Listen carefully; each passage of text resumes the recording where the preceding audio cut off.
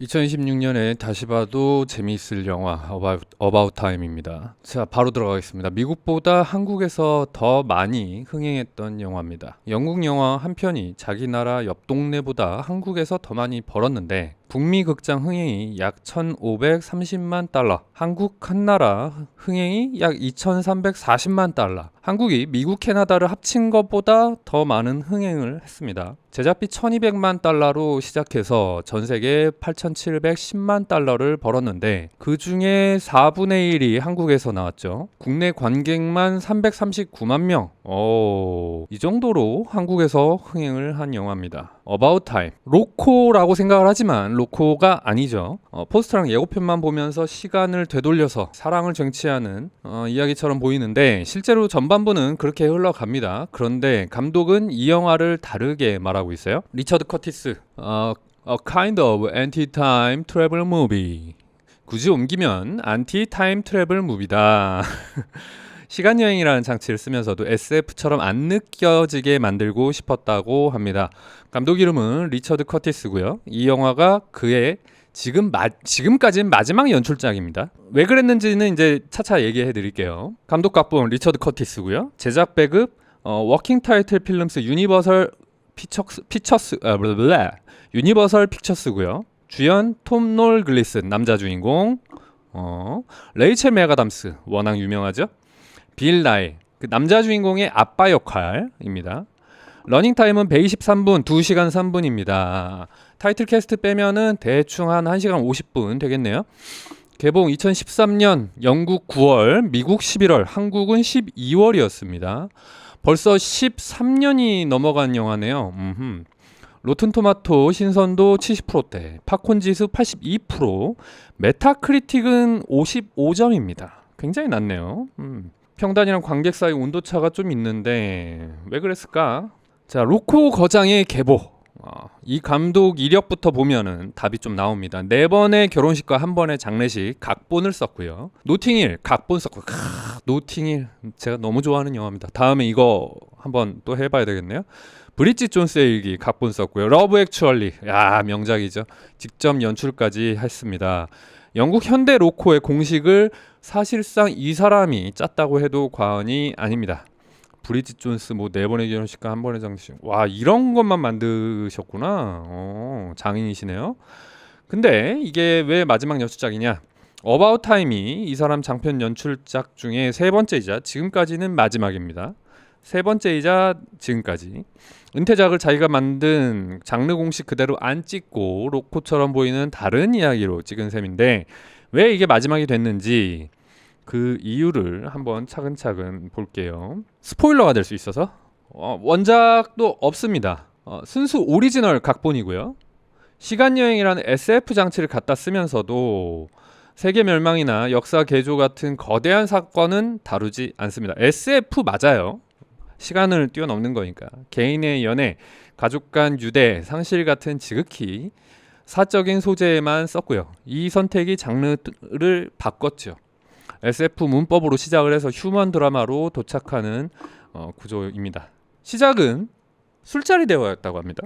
아이디어가 어떻게 나왔는지, 커티스가 오랜 친구랑 행복이 뭔지를 얘기하다가 인생이 24시간만 남았다면 뭐 할 거냐 라는 질문을 주고받았다고 해요. 둘 다 답이 똑같았는데 특별한 모험이 아니고 그냥 가족이랑 아침 먹고 차 마시는 거 묘사하다 보니까 이게 뭔가 깨달음이 오더래요. 그 하루가 이미 자기가 매일 살고 있는 하루였으니까 이 발견으로 인해서 각본의 뼈대가 만들어지게 됩니다.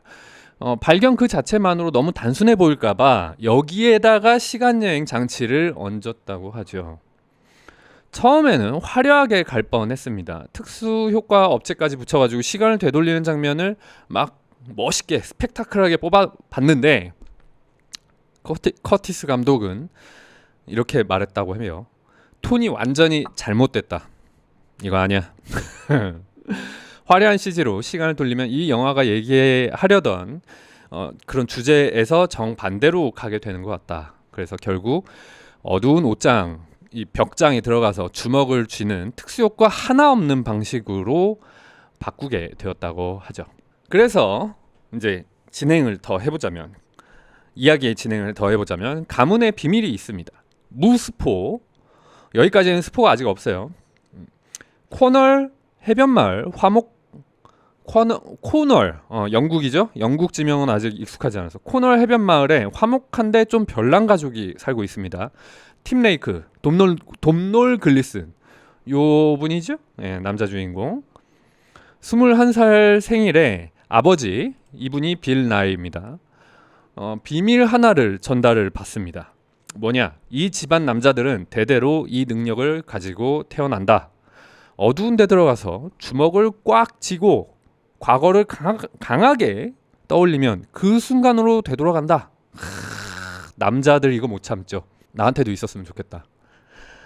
조건이 하나 있습니다. 아버지가 신신당부를 하는데 부와 명예를 쫓는데 쓰지 말아달라고. 팀은 이 조언을 듣고 목표를 하나 세웁니다. 굉장히 소박했는데요.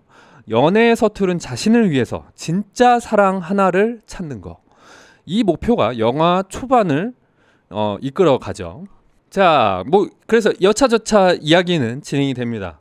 블랙아웃 레스토랑에 그렇게 해서 런던으로 옮기고 변호사 시험을 붙어요. 그 중간 과정은 스포 부분에서 따로 다룰게요. 일단 이야기는 좀 뛰어넘어서 런던으로 옮기고 변호사 시험을 붙습니다. 룸메이트는 극작가 해리, 톰 홀랜더. 영국 변호사 법정 그 출두할 때는 꼭 이렇게 가발을 쓰더라고. 이거 희한해. 영국은 좀 특이한 나라죠.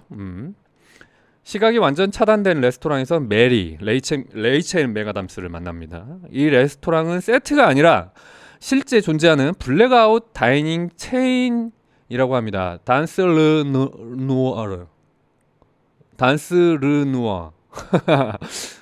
프랑스 이름이네요. 메가담스가 인터뷰에서 밝힌 바로는 실제로 안 보이는 척 연기한 게 아니라 진짜 암전 상태에서 대사를 쳤다고 하죠. 단스 르누아.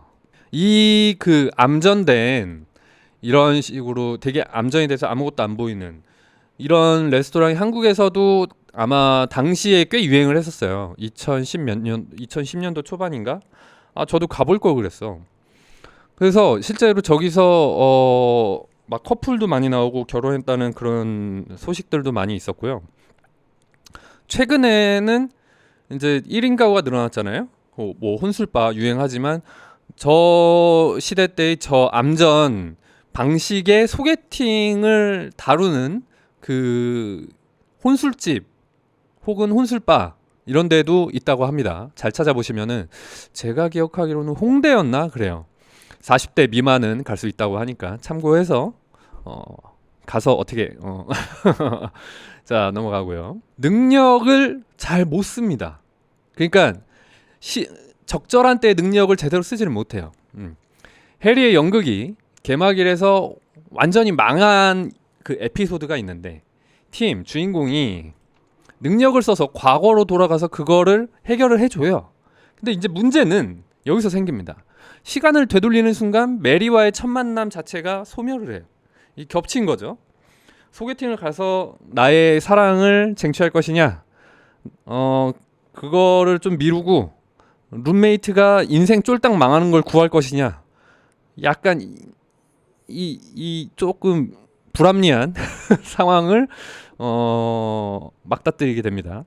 문제는 여기서 생기는데 시간을 되돌리는 순간 메리와의 첫 만남 자체가 소멸하고 연락처도 그날의 기억도 다 날아갑니다. 능력을 쓰는데 대가가 있다는 걸 여기서 처음으로 보여주죠. 그래서 뭘 하느냐, 팀이 능력으로 메리의 동선을 역추적합니다. 수많은 시행착오 끝에 다시 인연을 만들죠. 이것도 진짜 얽히고 설키고 빙빙 돌아서 이렇게 가느라 약간은 지루할 수 있지만 뭐랄까 굉장히 노력하는 어떤 사랑을 위해 노력하는 한 남자의 고군분투하는 모습을 볼 수 있습니다. 여기까지는 전형적인 로코의 문법이죠. 헤어짐, 재회, 결합. 근데 영화는 결혼까지 가고 나서도 끝나지가 않습니다. 노화, 질병, 예기치 못한 비극, 시간여행 권능 밖에 있는 것들이 이후에 계속 등장을 하죠. 투톤인데 전반부는 굉장히 경쾌하죠. 대화 리듬도 빠르고 영국식 건조한 유머가 계속 붙고요. 이게 중후반으로 가면은 템포가 확 늘어집니다. 가족의 상실, 무게가 다른 이런 식의 이야기들로 바뀝니다. 이게 톤 두 가지를 억지로 붙이질 않고 자연스럽게 이어붙이는 게 이 영화의 연출력이라고 보는데, 결혼을 기점으로 이렇게 갈리게 되죠. 시간 여행을 옷장으로 처리했다는 부분, 특수 효과를 일단 안 썼고 시간 여행은 그냥 어두운 옷장이나 벽장에 들어가는 걸로 끝이고, 빛이 번쩍인다거나 화면을 왜곡한다거나 이런 것도 전혀 없죠. 이런 부분이 굉장히 일상적이면서도 현실적인 SF였던 것 같아요. 가장 저도 말도 안 되고 에이 너무 좀 어설픈데 하면서도 사람이 그래서 그 다음은 이렇게 기대감을 오히려 만드는 것 같아요. 슈퍼맨이라든가 마블이라든가 애초에 이거는 가짜고 저게 현실이라면이라는 생각이 들지도 않잖아요. 그런데 어떤 옷장 속에서 별다른 주문도 없이 손에 힘을 꽉 주는 것 자체가, 만약에 진짜 저렇게 해서 과거를 간다면 나한테는 무슨 일이 벌어지고 나는 어떻게 했을 거고 막 이런 상상을 하게 되잖아요. 이게 굉장히 현실적이었다. 자, 도시 배경 코널과 런던 두 도시가 완전히 다르죠. 코널은 자연광 가득한 호박색, 황금빛 가족의 영속성, 정서적 안식처를 대변하고요. 실제 촬영지는 코널의 등록 문화재급 저택이라고 하네요. 포스핀 하우스. 문화재급 저택. 그래서 집이 그렇게 이뻤구나. 런던은 반대죠. 비가 많이 내리고 젖은 아스팔트에 비 내리는 지하철과 붉은 벽돌의 네온 사인, 변화무쌍한 현대적 삶을 대변합니다. 바쁘고 현대사회 바빠. 자, 카메라. 촬영 감독은 존 굴레세리안. 과도한 무빙 대신 중거리 슛이랑 자연스러운 핸들들을 섞어 썼습니다. 인위성을 뺀 다큐멘터리적 친밀 효과가 있다는 평이 있고, 인물끼리 감정을 주고받는 장면에서 특히 효과가 크다고 하네요. 자연스러운 핸들도 이렇게 손에 이렇게 카메라 들면 이렇게 흔들리게 되거든요. 뭐 아시겠지만 우리 핸드폰으로 찍어봐도 이렇게 흔들리잖아요. 이렇게 조금씩. 그래서 막 흔들린. 근데 그 핸들들을 정말 잘 쓰시는 감독님들은 이렇게 어떤 이입을 이끌어내더라고요. 그냥 무작정 흔든다고 되는 건 아닌 것 같아요. 어떠한 순간마다 어울리는 흔들림이라는 게 있는 것 같아요. 그리고 CG, 야외 결혼식 시퀀스가 이 영화 장면의 명장면으로 꼽힙니다. 촬영당이 실제로 폭우가 쏟아졌고, 이게 실제였군요. 예정에 없던 날씨였다고요? 촬영지는 코널 로즈랜드 반도의 포틀로 마을, 실내 예식은 세인트 마이클 펜키벨 교회다. 그 집 인근에 있었던 데가 아니라 다 세트마다 로케이션이 달랐군요. 오호. 완벽한 통제보다 예측 불가능성을 긍정하는 인물들의 태도가 진짜 날씨 덕분에 더 진짜처럼 찍혔죠. 진짜 이거 결혼식 장면 굉장히 유쾌했던 것 같아요.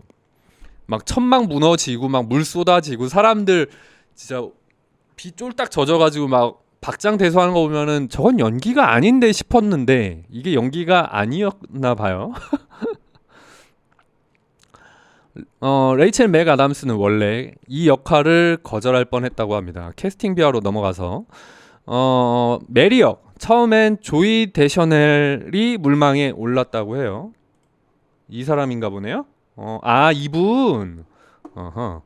최종적으로 레이첼 맥 아담스한테 이렇게 갔는데 커티스 쪽도 확신은 없었다고 합니다. 감독님도 이미 시간여행 영화를 한 편 찍었으니 거절할 줄 알았다. 맥 아담스는 앞서서 타임 트래블러의 아내, 이거 2009년, 그러니까 4년 뒤이긴 한데 어쨌든 또 SF니까 배우들은 이런 이미지가 겹치는 거를 그다지 좋아하지 않더라고요. 시간여행 로맨스의 두 번째로 발을 담근 셈이 됐습니다. 그만큼 대본이 매력적이어서 그런 게 아닐까요? 글리슨 남자 주인공. 글리슨은 러시아 전제 군주였는데 이게 무슨 말이냐, 주연 캐스팅에도 사연이 있었다고 해요. 오디션을 20명 30명을 봤다고 했는데 문제는 글리슨이 그때 안나 까리니나 2012년 이거 촬영 중이라 덥수룩한 붉은 수염을 기른 상태였다고 합니다. 이 배우가 지금 이건 AI 합성이라 그러는데 이 배우가 남자 배우가 붉은 머리 색깔을 가지고 있죠. 약간 밝은 리처드 커티스 붉은색이 아니라 금발이었나요? 아무튼 35세 러시아 전제군주 같았다. 수염 넘어 유머 감각을 확인하고 최종 낙점을 했고요. 코미디 스케치쇼 경력이 결정적이었다고 합니다. 이분이죠? 이분이 이런 식으로 안나 까리나에서 나오긴 합니다. 여름에 겨울 코트를 입었다. 미쳤네.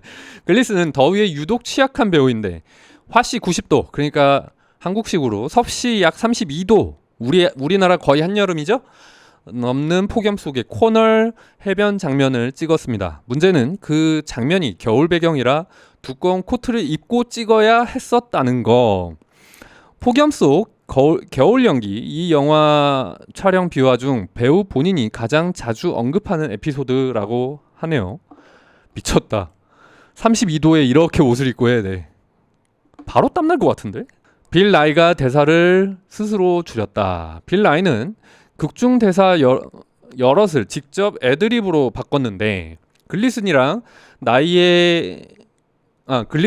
빌 나이의 부자 케미가 자연스러워서 즉흥 연기 비중이 자연스럽게 늘어났다. 탁구 치면서 대화하는 장면, 함께 책 읽는 장면 같은 데서 이 즉흥의 흔적이 남았다. 대본에 없던 호흡이 이 영화의 정서적 중심을 잡아줬다. 라고 하네요. 이분 뭐 저도 잘은 모르는데 영국에서는 꽤 국민 배우 이렇게 대접을 받으시는 걸로 알고 있고요. 블록버스터보다는 이렇게 많은 영화에 출연해서 우리 영국 배우지만 우리 눈에도 꽤 익숙한 배우죠. 웃음소리가 안 들리는 레스토랑. 아까 블랙아웃 그 암전된 레스토랑 그 씬. 거기서 나왔던 레스토랑이 촬영이 실제로 가장 까다로웠던 장면 중 하나였다. 리처드 커티스. 웃음소리는 안 들린다. 재미있다고 생각한 대사를 던져도 완전한 침묵으로 돌아온다. 암전 상태에서 대사만 따로 녹음하고 배우들이 반복해서 다시 연기를 했다. 원래 3분짜리였던 장면을 1분 30초로 줄였다. 이거 레스토랑 실제로 다시 오픈을 해서 이렇게 팝업 스토어처럼 오픈을 해서 있으면은 한번 가보고 싶긴 하네요. 되게 재밌을 것 같아. 우연히 캐스팅된 코널 주민. 로케이션 얘기 하나를 더 해보자면은 세인트 오스텔베이 일대에서 2012년에 촬영이 진행되었고요. 이 동네 카페 종업원 레베카 추라는 실제 주민이 폴커리스 마을에서 커티스 가족한테 피자를 서빙하다가 눈에 띄어서 다녀오로 캐스팅이 됐고 지역 로케이션 자체가 캐스팅 풀이 된 케이스가 됐다. 오케이. 이건 그냥 촬영 비화 같은 거고요. 마고 로비. 이때는 슈퍼스타가 아니었습니다. 이 영화 다음에 스타가 됐는데 첫사랑 샬롯 역이 마고 로비죠. 굉장히 섹시하게 나옵니다. 여기서 보셔서 대부분 아시겠지만 이 영화 개봉 직후에 마고 로비는 마틴 스콜세이지의 더 울프 오브 월 스트리트 레오나르도 디카프리오랑 찍었죠. 2013년에 나온 그 영화의 단숨에 글로벌 스타가 됩니다. 결국 그 섹시가 통했죠. 어바웃 타임은 그 도약 직전에 마고 로비의 초기 필모그래피에 남은 작품이죠. 그리고 한 명이 더 있습니다. 아마 요번 슬라이드에서는 작성이 안 됐을 텐데 미스터 판타스틱4에서 미스 일루전 역 배우 이름 바네사 커비. 이제는 슈퍼스타가 되셨죠. 마블 영화에 출연을 하면서 바네사 커비도 레이첼 맥아담스의 친구 역할로 나옵니다. 근데 마고 로비가 섹시 스타로 나왔고 바네사 커비는 그냥 왈가닥 친구로 나오죠. 그런데 이 바네사 커비도 미션 임파서블을 거쳐서 마블까지 향하는데 꽤 섹시한 모습과 이렇게 고저스한 연기를 하면서 슈퍼스타가 돼버렸습니다. 특히 바네사 커비는 영국 배우의 미래다라고 할 정도로 요즘에 영국에서는 굉장히 핫한 배우가 되었다고 해요. 자, 넘어가서 우정 출연이 유작이 되었다. 이분 되게 유명하죠? 해리포터에도 나오신 걸로 알고 있는데 극중 연극 장면에 배우 리처드 그리피스가 우정 출연을 했습니다. 해리포터 시리즈 더즐리의 이모부로 알려진 배우죠. 크레딧도 없이 무대 배우로 짧게 등장을 하고요. 촬영 후 몇 달 만에 세상을 떠나게 되셨습니다. 2013년 3월이고 이 짧은 출연이 그의 마지막 유작이 되었고요. 리처드 E. 그랜트도 크레딧 없이 스쳐 지나갔습니다. 요 분인 것 같죠? 사운드 트랙. 음악 감독은 닉 엔젤. 앨범은 그해 9월 데카 레코즈에서 나왔습니다. 일몬도. 일몬도는 약간 이렇게 탱고 같은 그런 음악이었던 것 같고 폭풍 결혼식 필요한 굉장히 로맨틱한 음악이었죠. 나머지 음악들도 좀 유명한 음악들이 많은데 지금 제목만 들어서는 모르겠네요. 음악도 꽤 좋으니까 찾아서 한 번씩 들어보시면 좋을 것 같고요. 더 큐어, 에이미 와인하우스도 트랙리스트에 섞여 있습니다. 평단이랑 관객, 옹도가 다릅니다. 로튼토마토 평단은 70%대인데 관객 팝콘 지수는 82%입니다. 관객들이 더 좋아했죠. 근데 메타크리틱은 55점입니다. 엇갈리는 평가인데 왜 평단이 관객보다 박했는지 나중에 한번 살펴보고요. 한국에서 유독 잘 됐죠. 1번 슬라이드에서 나온 바로 그 숫자 339만 명, 국내 약 339만 명이 관람을 했는데 제작비 상당 부분을 한국 시장에서 회수한 셈이 됐습니다. 남녀 로맨스보다 후반부 부자관계, 유한한 삶에 대한 성찰이 국내 관객 정서랑 더 맞아 떨어졌다는 분석이 있고요. 이 영화는 부모와의 관계를 되돌아보고 싶으신 분이라거나 혹은 반복된 일상에서 현재의 소중함을 환기하고 싶다거나 따뜻한 휴머니즘 드라마를 선호하시는 분한테는 잘 맞죠. 그러니까 1년에 한 번 혹은 2년에 한 번씩 되새김질 하듯이 보면 좋을 영화다. 삶이 무료하고 지쳤고 목적성이 없어졌을 때 보면은 정말 도움이 잘 되지 않을까 싶습니다. 반대로 정교한 하드 SF 타임루프 설정을 기대하시는 분은 안 맞습니다. 빠르고 긴박한 갈등 전개를 선호하시는 분은 안 맞을 거고요. 시간여행 규칙이 논리적으로 완벽하지 않고요. 이 부분은 다시 또 설명을 하겠습니다. 자, 이제부터 스포일러입니다. 뭐 사실 이 어바웃 타임에 대해서는 다 보고 들어오셨을 거라. 시간을 돌려도 못 바꾸는 것, 인과율의 벽. 팀의 여동생 키캣이 리디아 윌슨, 굉장히 말가닥이죠? 불안정한 연애랑 알코올 문제로 교통사고를 당합니다. 팀이 과거로 돌아가서 키캣이 나쁜 연인을 만나는 순간 자체를 막아버렸는데 문제를 아예 없애버린 거죠. 그런데 태어난 아기가 바뀌죠. 현재로 돌아오니까 메리랑 나 사이에서 태어났던 딸이 전혀 다른 남자아이로 바뀌었던가? 그래요. 자녀가 수정된 시점보다 이전으로 돌아가서 역사를 건드리면 부모의 유전적 결합 타이밍 자체가 어긋나게 되니까 원래 있던 그 아이는 존재 자체가 성립을 안 한다는 설정입니다. 시간여행 규칙 중에 제일 잔인한 부분이죠. 그리고 굉장히 날카롭고 잘 선택한 설정이라고 저는 생각합니다. 그래서 포기를 하는데 팀은 결국 여동생의 과거를 물리적으로 조작하는 걸 포기하죠. 대신 현재 시간대에서 곁을 지키면서 키캣이 스스로의 삶을 재건하도록 돕는 방향으로 방향을 바꿉니다. 능력으로 문제를 없애는 게 아니라 능력 없이 옆에 있어주는 걸 선택하는 건데 이거는 굉장히 시사하는 바가 크다고 봐요.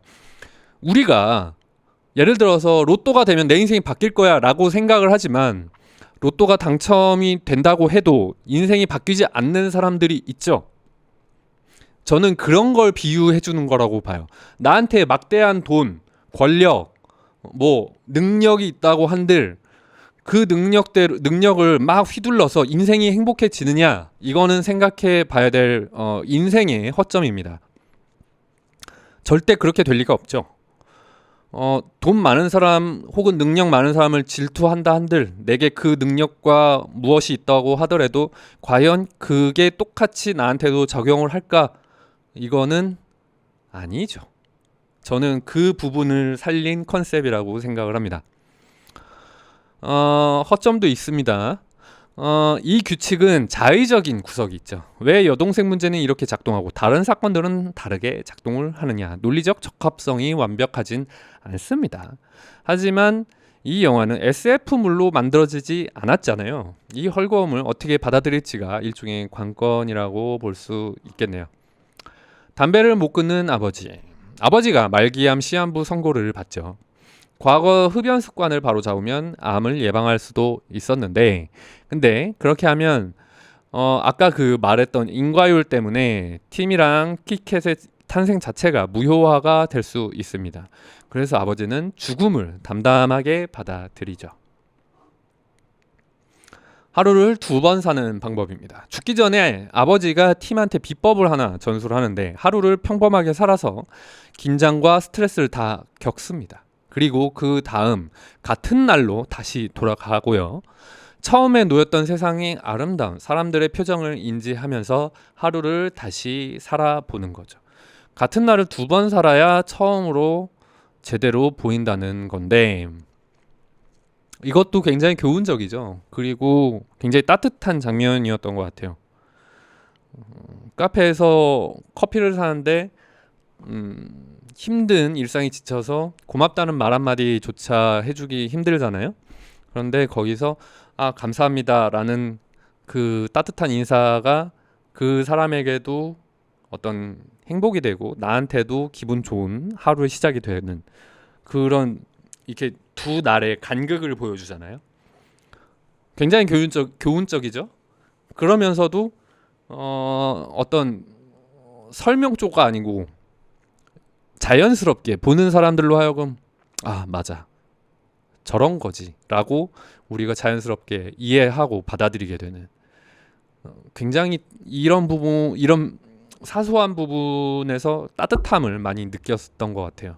세 번째 아이라는 갈림길이 또 있죠. 메리가 셋째 아이를 갖고 싶어 합니다. 아까 말했던 인과율인데 팀 앞에 중대한 선택이 놓이게 됩니다. 셋째가 태어나면 그 존재를 유지하기 위해서 아버지가 살아있던 과거로는 다시 돌아가지 못합니다. 팀은 아버지와의 이별을 받아들이고 새 생명을 선택을 하죠. 아버지와의 마지막 산책. 아버지가 사망하기 직전 팀이 마지막으로 과거로 돌아갑니다. 어린 시절 아버지랑 해변을 뛰놀던 순간으로 가고 함께 시간을 보내고 영원한 작별을 구합니다. 아르보 팔트의 스피겔 임 아임 스피겔?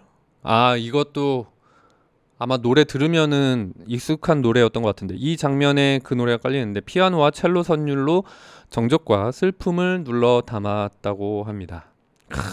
굉장히 덤덤하면서 감동적인 씬이었죠. 팀이 도달하는 최종 지점, 시간여행을 완전히 중단을 합니다. 그리고 매일의 일상을 마치 시간여행으로 다시 돌아온 것처럼 단 한 번뿐인 특별한 날처럼 살아가죠. 능력을 쓰는 게 아니라 능력을 안 쓰는 게 일종의 결말이라는 건데, 이게 사실은 커티스 감독 본인 얘기라고 해요. 그 24시간 얘기. 이 결말은 감독 본인의 실제 경험에서 나왔다고 하는데, 원래 편집 전 초고에는 3시간짜리였는데 그중 1시간 가까이를 덜어냈습니다.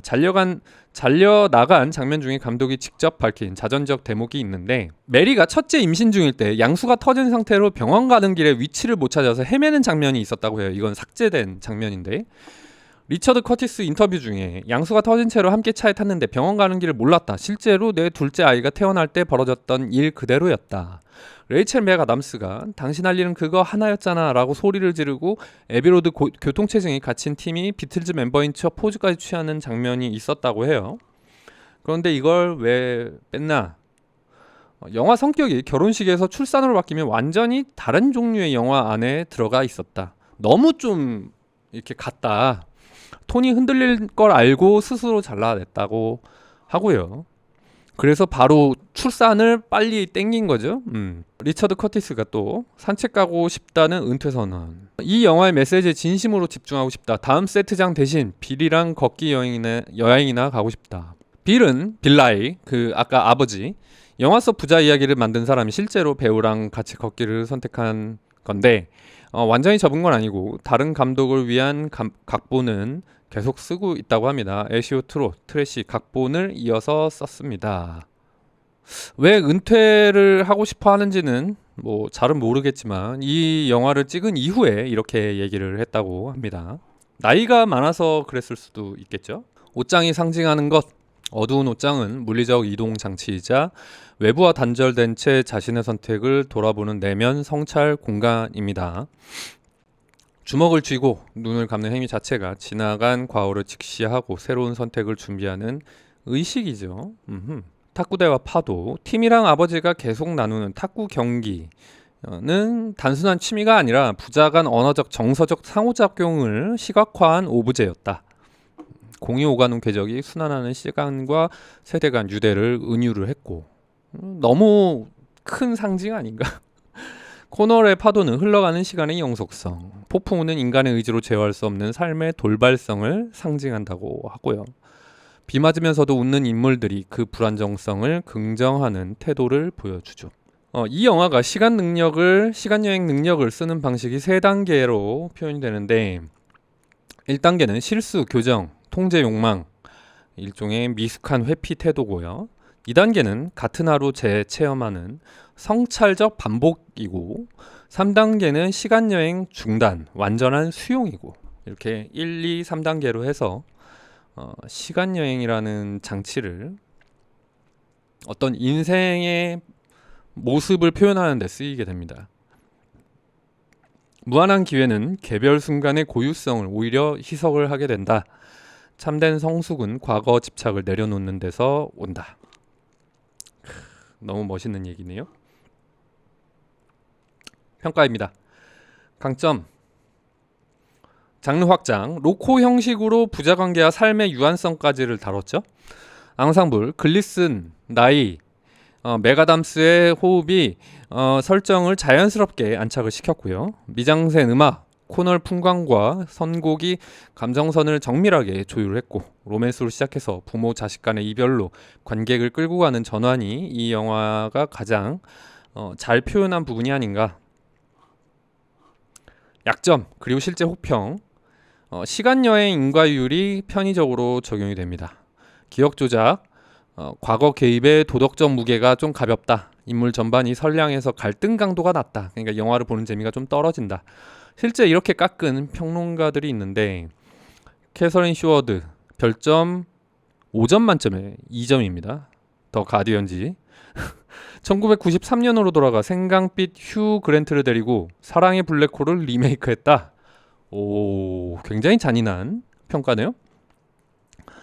레슬리 펠퍼린 라이스 푸딩처럼 달콤하고 익숙하고 안심되도록 밋밋하다. 뭐 틀린 말은 아니긴 해요. 좀 밋밋하죠. 하지만 이런 밋밋한 맛도 좋아하는 팬층이 분명히 있습니다.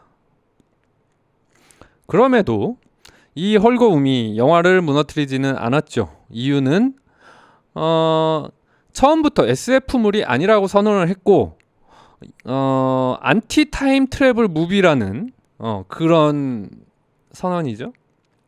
엄밀히 말해서 애초에 이 작품의 성공 기준이 아니다. 그런 SF라든가 이런 게 이 영화는 감정이 통하느냐, 전달하고 싶은 이 내용들이 전해질 수 있느냐, 이게 더 중요한 거다. 자극적인 전개보다 삶의 의미를 되새기는 드라마를 좋아하는 쪽에 맞다. 부모와의 관계를 되돌아보고 싶거나 반복되는 일상에서 현재의 소중함을 다시 느끼고 싶은 관객에게 강하게 꽂히게 되죠. 반대로 정견 SF 설정이나 빠른 갈등 전개를 기대하면 너무 느슨하고 이상화된 동화처럼 느껴질 수 있죠. 자, 제목은 About Time이잖아요. About Time, 직역하면 시간에 관하여. 그런데 영어에서는 이렇게 바라보는데요. 영어 관용구로 드디어 마침내라는 뜻도 있는데 It's about time이라고 하면 진작에 그랬어야지 라는 뜻이 된다고 하네요. 이중적인 제목, 시간여행 영화라는 뜻과 팀이 진작에 했어야 할 걸 드디어 한다는 뜻이 제목 하나에 겹쳐져 있다고 합니다. 메리한테 못하던 말을 결국 하고 아버지한테 못하던 인사를 결국 하고 하루를 그냥 흘려보내던 습관을 결국 고쳤고 전부 진작에 했어야 할 일을 이제야 하는 이야기죠. 제목이 결말을 미리 말해준 셈이 됐습니다. 자, 루머입니다. 확인이 안 된 거고요. 그냥 카더라. 시간여행 규칙을 자기가 어긴다는 비판이 있다. 영어권 리뷰 어딘가에서 커티스가 포옹 장면 하나 더 넣고 싶을 때마다 자기가 세운 시간여행 규칙을 깬다는 취지의 비판을 받다. 내용 자체는 그럴듯한데 오케이. 텔레그래프가 후하게 줬다는 얘기. 영국 텔레그래프 쪽에서 부드럽고 낡았지만 편안하다는 취지로 별점을 후하게 줬다는 썰도 있다. 뉴욕타임즈 순위표 162? 2025년 뉴욕타임즈가 뽑은 21세기 영화 100선에 이 작품이 160위로 들어갔다는 얘기도 있는데 뭐 이건 좀 앞뒤가 안 맞는다고 해요. 100선인데 160위가 있을 수 있느냐? 자, 그래서 총평입니다. 이 영화는 시간여행을 SF 장치가 아니라 정서적 장치로 씁니다. 규칙은 헐겁지만 그 헐거움이 감정선을 해치진 않았고요.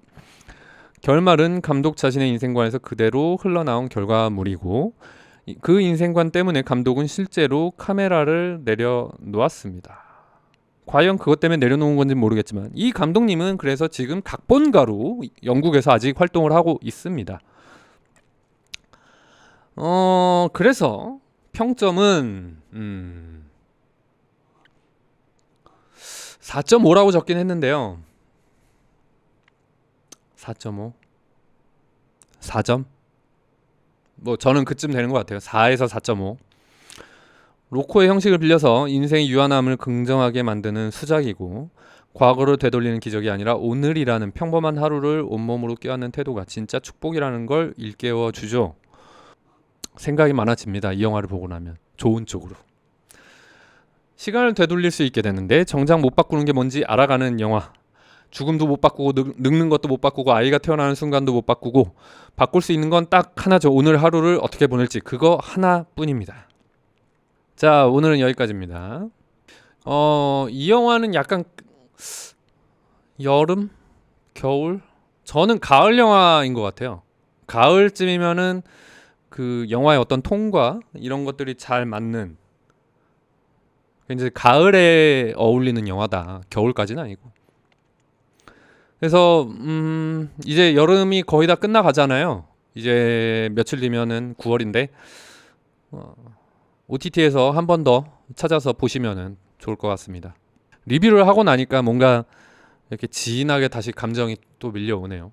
다들 부모님께 안부전화 한 통 해보시는 것도 좋을 것 같습니다. 그러면 저는 다음 리뷰로 또 찾아뵙겠습니다. 구독, 좋아요, 댓글 부탁드립니다. 감사합니다.